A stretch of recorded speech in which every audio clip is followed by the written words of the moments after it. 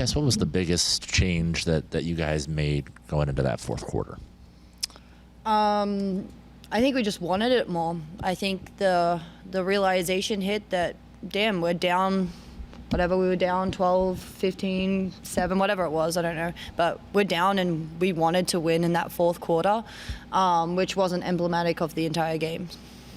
What is it? This is not the first time that you've really kind of gotten it going late in games over the last several games. What is it about kind of the time ticking down that kind of locks things in for you and really helps you kind of take over? Yeah, I mean, I think it's the sense of urgency of the clock. Like, yeah, we only have 5 minutes to get this done or 10 minutes to get this done. But yeah, I got to be better. I can't keep just showing up in the fourth quarter. That's not fair to this team. I need to be better. And then, Nastja, what was kind of the biggest challenge defensively that Utah was giving you guys? Defensively for you guys, offensively for them? Well, it's a great shooting team. We knew that from the start. And we should be able to know to scout, stop their shooters, because they had a lot of threes, and those really hurt us. So, yeah, I would say that. Nastja, do you feel that you picked it up offensively in the second half? Well, you can always do better. I feel like I made more points, I think, in the second half, but I need to be more present, more aggressive in offense. Sometimes I tend to not include myself in the offense and tend to watch it, so I need to be more aggressive and be more in the play so I can help my teammates and help the offense. And Tess, it looked like, forgive me for this phrase, but it seems like you were the only one that was willing to attack and take it to the hoop. Do you feel? You talked about how you wanted to take it upon yourself, and with the numbers, I mean, the numbers aren't bad, even though a lot of it was in the fourth quarter. Is your hope for what you do when you attack to be spread among the others on the floor offensively?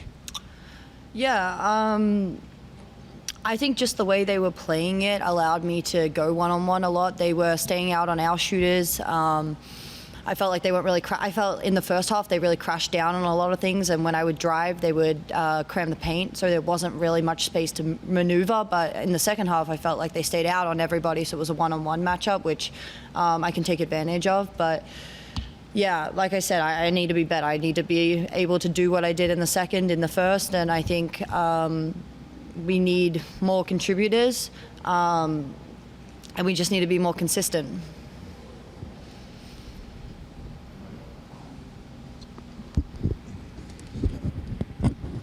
Tess, how often are you talking to family back home?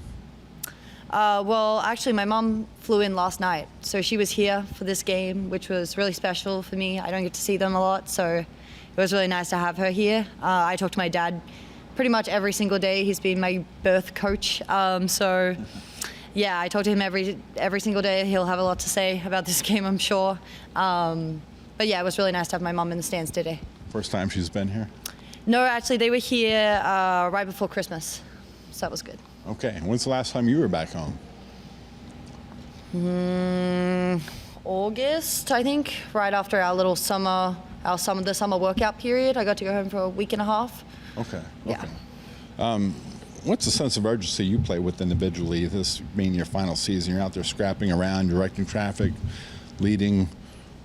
What's the sense of urgency that you play with each night?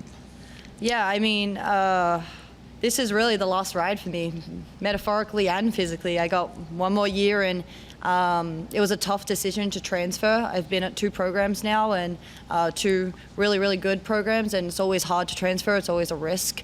You leave a lot behind, and you make some sacrifices, which I did, and I wanted to come to a program with the legacy and the excellence of K-State, and I think it's partly my responsibility to continue that excellence and that legacy. They went to the Sweet 16 last year, and I want to be a part of a team this year that can do similar things. So there's a bit of onus as a senior. This is a young team. So as a senior leader, it's on me to use my experience to help us achieve some of the things that K-State has been able to do in the past. So there's some urgency there. And then I have a contract signed back home to play professionally, so I want to keep getting better as a basketball player, and I'm going to use every single opportunity I have to play basketball to do that. Fantastic. When you signed that contract? Last week. Awesome. You excited for that? Absolutely. It'll be nice to play on home soil. Awesome.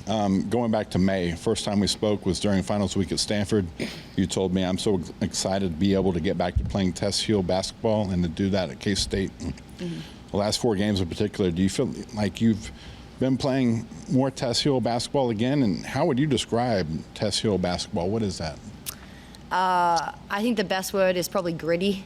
It's getting downhill, it's getting on the rim, it's being physical. I thought, what was I today? 11 of 13. I was much better at absorbing the contact. I like to get to the line. I didn't do that very well today. I did it better at Houston. But yeah, it's gritty, it's tough, it's effortful. And you know, it's gonna look like different things on different nights. I didn't rebound very well today. That's on me. I gotta be better about that. But yeah, ultimately it's just being tough as nails, as my dad would say. 2 more questions. What is the rush of scoring 21 points in a single quarter? What is that like? Honestly, I didn't even know I had 21. I knew I was getting a little hot, but I didn't know the total. All I cared about was that we got over Houston, and I'm so glad that we did. And going back, final question, from the time you were a freshman at Santa Clara to where you are today, what have you learned most about yourself during your journey? That's a great question. I think it's that I can endure almost anything. I've been through a lot of things physically, mentally, you know, being an international athlete, I'm sure Nas can relate. It's hard to be away from home. College basketball is hard. There's a lot of pressure on 18, 19, 20-year-old kids to go out there and perform at an excellent level every single day, and that's a big weight to carry.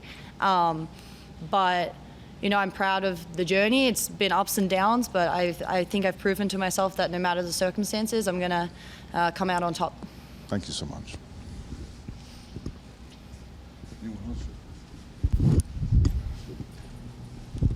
Hey Tess, a similar question was already asked, but in recent games, Coach Mitty has talked about your sense of kind of urgency and how a switch may have kind of been flipped in recent games. Do you feel that? Maybe what has changed at this point in the season where you've been more productive in games? And you said you want to be a senior leader, but what on the court has switched? And is there something maybe you can point to in recent weeks that has attributed to maybe your productivity?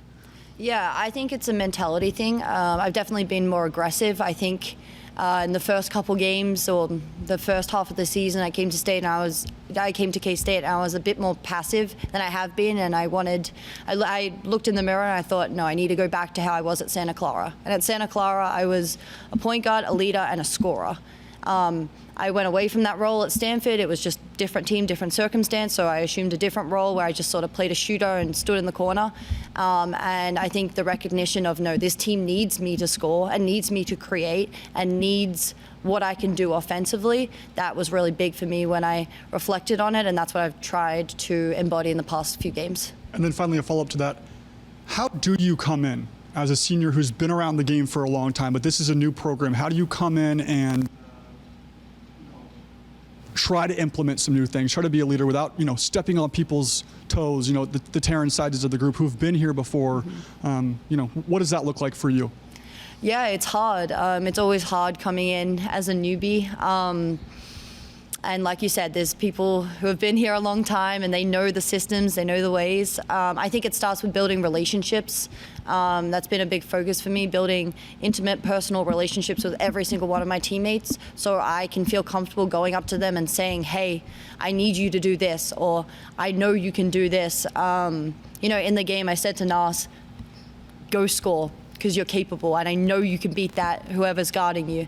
And I feel comfortable saying that because Nas and me are pretty tight.